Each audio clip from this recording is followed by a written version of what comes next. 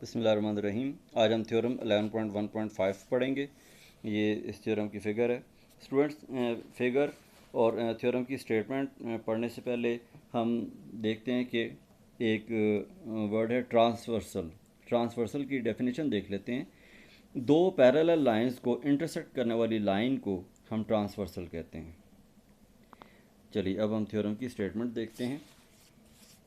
Theorem की statement है, if three or more parallel lines make congruent segments on a transversal,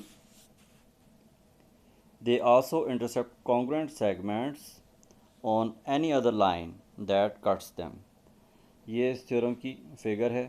theorem की statement का मतलब ये है कि अगर तीन या तीन से ज़्यादा पैरेलल लाइंस हैं और एक ट्रांसवर्सल उनको इंटरसेक्ट कर रहा है इस तरह से कि यहाँ पर इक्वल सेगमेंट्स बन रहे हैं, ये एम एन एक सेगमेंट है और एक सेगमेंट एन पी है, ये अगर बराबर हैं, अगर और तो इन तीन पैरेलल लाइंस के ऊपर अगर हम कोई और ट्रांसवर्सल भी अगर ड्रॉ करेंगे तो वो भी इक्वल सेगमेंट्स बनाएगा।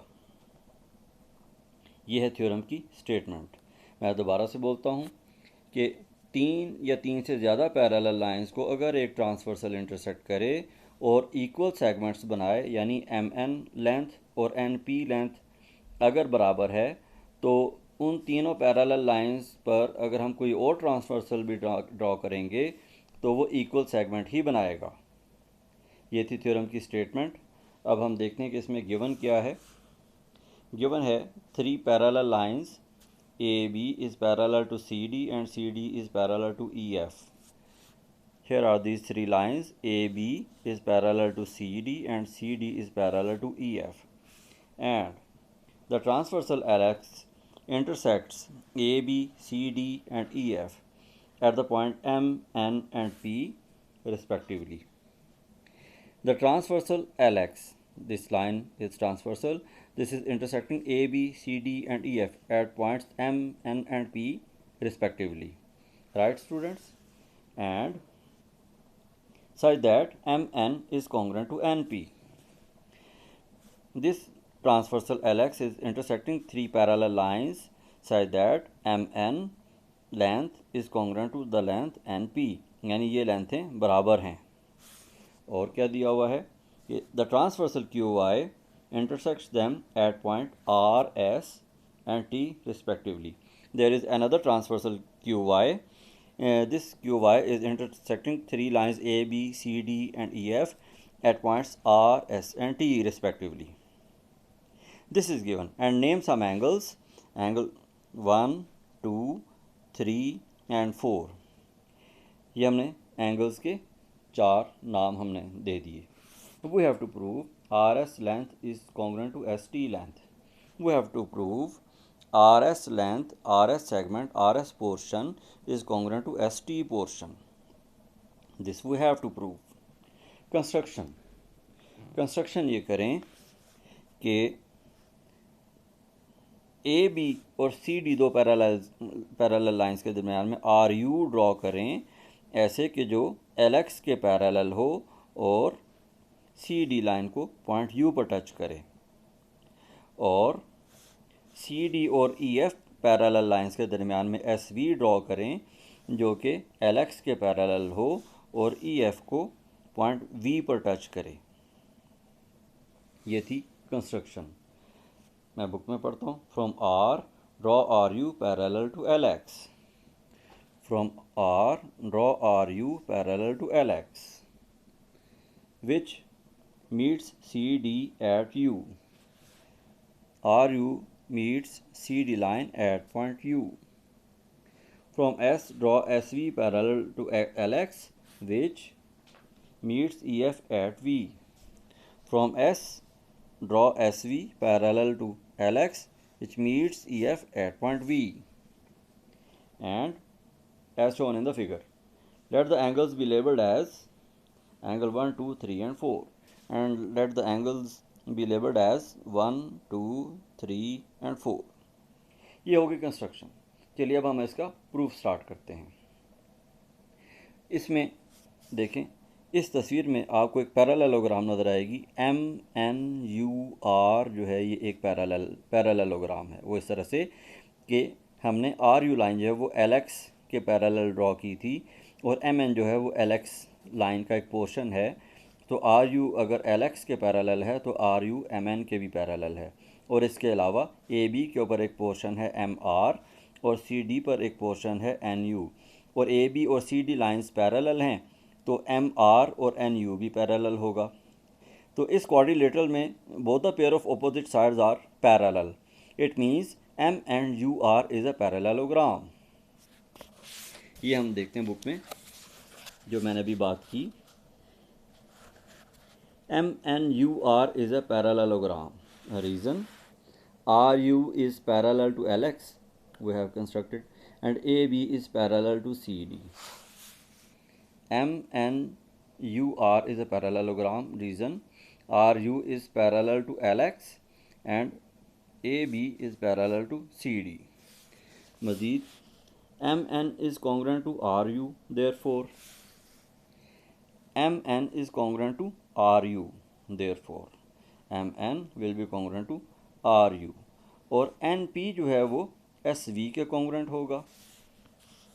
Similarly NP is congruent to SV. Similarly NP is congruent to SV. कैसे? वो इस तरह से कि ये देखें हमने SV LX के पैरेलल ड्रॉ की थी तो क्वाड्रिलेटरल NPVS जो है ये भी एक पैरेललोग्राम होगी क्योंकि CD और EF भी पैरेलल हैं तो इसमें भी both the pairs of opposite sides are parallel. It means NPVS is also a parallelogram. और अगर ये एक पैरेललोग्राम है तो फिर ऑपोजिट साइड्स जो हैं NP और SV जो हैं ये भी कॉन्ग्रुएंट होंगी। बट दिया हुआ तो ये है कि MN और NP जो हैं ये तो कॉन्ग्रुएंट हैं, बराबर हैं। बट दिया हुआ तो ये है कि MN और NP जो हैं ये तो कॉन्ग्रुएंट हैं, यानी ये है MN और ये है NP, ये दोनों तो बराबर हैं, ये तो गिवन था। अब MN और NP अगर कॉन्ग्रुएंट हैं, ये है MN और ये है NP, और MN RU के कॉन्ग्रुएंट है और NP SV के कॉन्ग्रुएंट है, और MN और NP यानी अगर ये दो इक्वेशंस हैं दोनों की लेफ्ट हैंड साइड अगर इक्वल है तो इसका ये मतलब होगा कि इनकी राइट हैंड साइड भी इक्वल होगी। अगर MN और NP अगर कॉन्ग्रुएंट हैं तो RU और SV भी कॉन्ग्रुएंट होंगे। Therefore RU is congruent to SV। Also RU is parallel to SV। RU जो है वो SV के पैरेलल भी होगा। इसको हम तस्वीर में देखते हैं। RU जो है वो SV के पैरेलल कैसे होगा? वो इस तरह से कि RU जो है वो MN के पैरेलल है और MN और NP तो एक ही लाइन के ऊपर वाक़या हैं, और तो इसका ये मतलब हुआ कि MN और NP भी पैरेलल हैं क्योंकि एक ही लाइन पर हैं, और NP SV के पैरेलल है। अब मतलब ये हुआ कि RU MN के पैरेलल, MN NP के पैरेलल, NP SV के पैरेलल, इसका मतलब हुआ कि RU और SV भी पैरेलल होंगे। ये है RU और ये है SV, तो RU और SV जो हैं ये पैरेलल होंगे। Also RU is parallel to SV. Therefore angle 1 is congruent to angle 2 and angle 3 is congruent to angle 4. Therefore angle 1 is congruent to angle 2.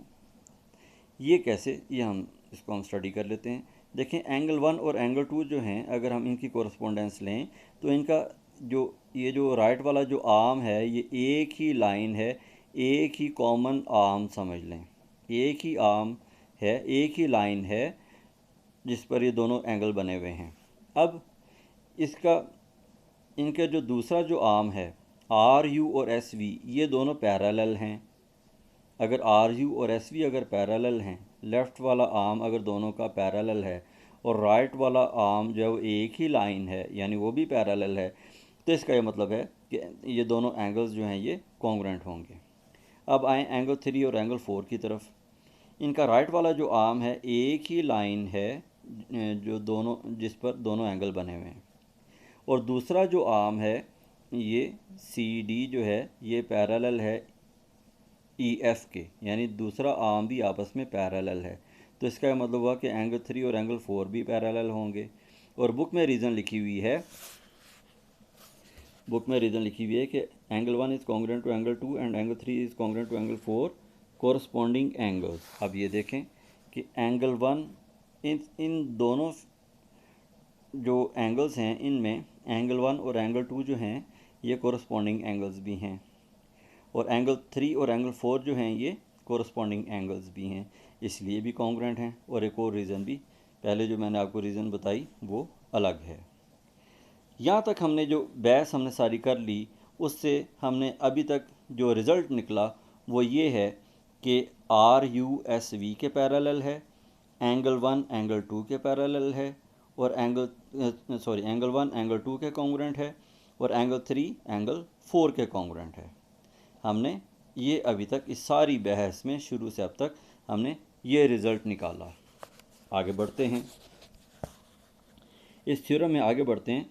अब हम यूँ करते हैं कि हम कोरस्पॉन्डेंस ले लेते हैं, ट्रायंगल RUS और ट्रायंगल SVT की कोरस्पॉन्डेंस लेते हैं। ये ट्रायंगल्स कहाँ पर हैं हम इस तस्वीर में देखते हैं। ये है ट्रायंगल RUS, एक ट्रायंगल है, और एक ट्रायंगल है SVT। इन दो ट्रायंगल्स की कोरस्पॉन्डेंस ले लेते हैं और इन दोनों ट्रायंगल्स को हम कॉन्ग्रुएंट साबित करते हैं। RU is congruent to SV, we have proved earlier. Angle 1 is congruent to angle 2, we have proved earlier. Angle 3 is congruent to angle 4, we have proved earlier. Hence triangle RUS is congruent to triangle SVT, side angle postulate.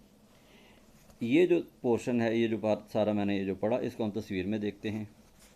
RU is congruent to SV, ये देखें, इन दोनों triangles की हम correspondence लेते हैं। इसमें RU side is congruent to SV, corresponding sides हैं, ये दोनों कॉन्ग्रुएंट है। रीज़न हमने अभी प्रूव किया।